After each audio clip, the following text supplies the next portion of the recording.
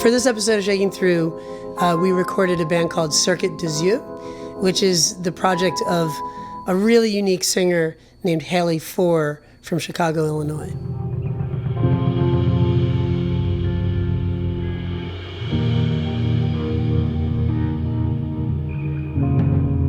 We put together a band of Chris Powell and Matt Gibson, the drummer and bass player from the band Man Man, with John and Michael Gibbons, the electric guitar players in the band Bardot Console. I find it exciting to work in a collaborative way, and I worked with 4 different musicians who I'd never met. So yeah, it's pretty simple. It's pretty open, slow moving, a lot of room for growth.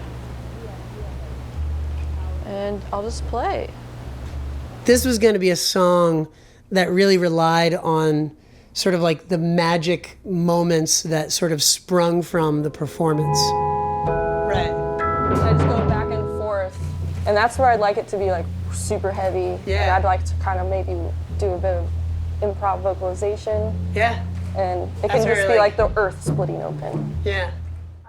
We initially set her up with the Rhodes piano just simply because it would give us an opportunity to have her out in the room with the drummer and the bass player, and for them to get to know each other musically a little better.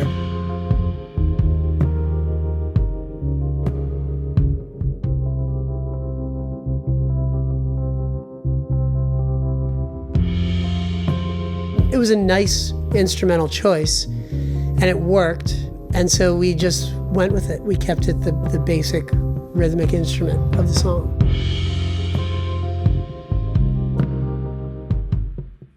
What I'm used to from Chris is more like jabby, electronic-inspired drum parts, you know? But that this could just be more fluid, at least for me. Yeah. Kind of, doing all that stuff in the toms and then cymbals and things like that. Yeah. All right.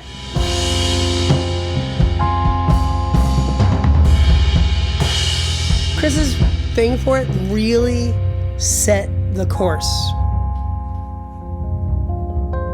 It was deciding for itself that this is the direction the song is going to go in.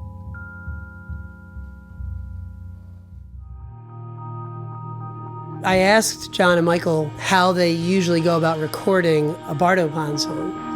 And they said that basically, the whole group plays live. What that means is John and Michael are probably playing off of each other quite a bit.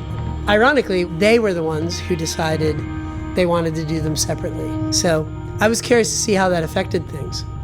They were saying do one at a time. I start with Michael, because you flipped, he flipped, he said heads. I think he's gonna go. Oh, really? Yeah. Oh, okay.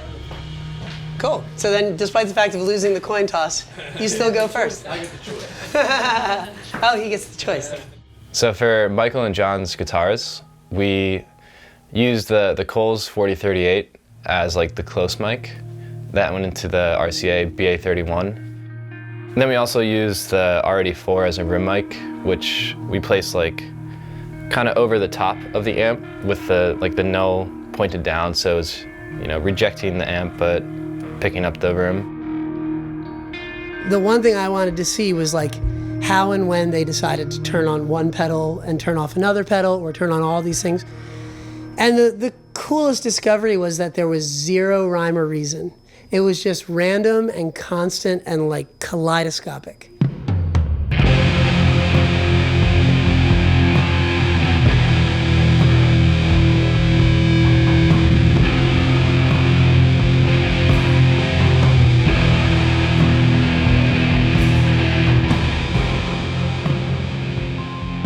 I wanted to be careful that we didn't overly craft any of that, that we could instead capture and distill like a magic moment.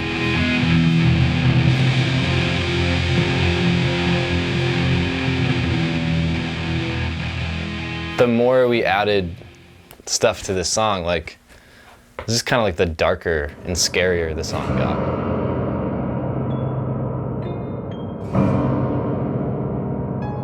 Piano overdub was probably the biggest surprise for me because I wasn't considering it at all.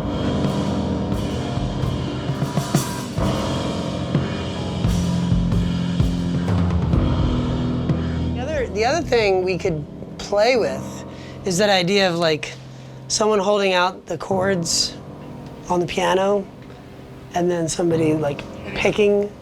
So it's like.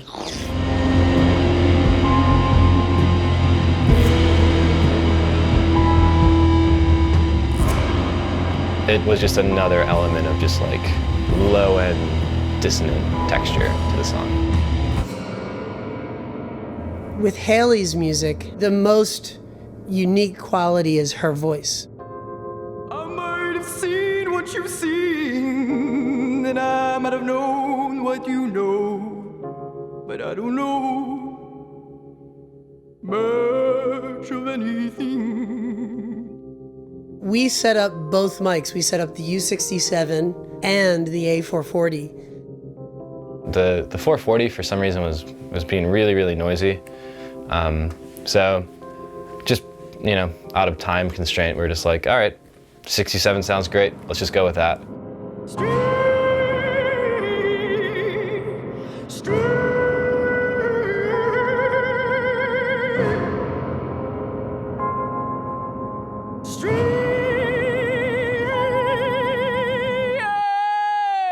I've never heard really anything like it.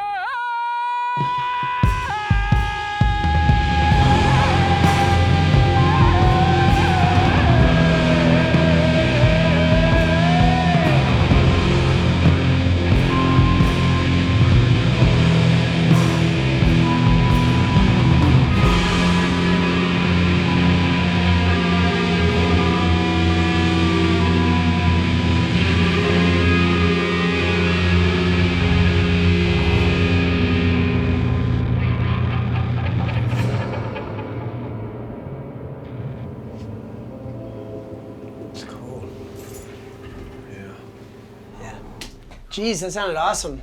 How's it sounding in your phones? It sounds nice. Does it? Mm-hmm. Haley's got something there, you know? She's got something very unique. And I think what's really great is it all contributed really well to the like nightmarish quality of the song. So Haley, you know, she knew what she wanted to do and also knew like how to translate her skills that she has acquired through doing like her own recording to a different environment. Everyone was really sensitive and tried to do what was best for the song, I think, which is very important. It sort of completed itself. It's nice to see that work. I think that usually has to do with picking the right people. So yeah, maybe we put together exactly the right group of people to create exactly this type of song.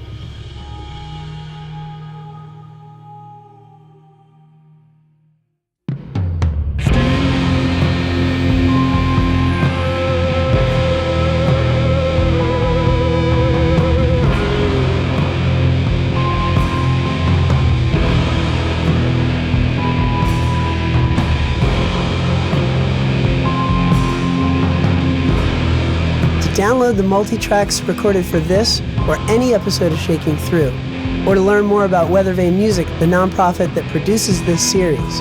You can follow the links on the screen or go to weathervanemusic.org.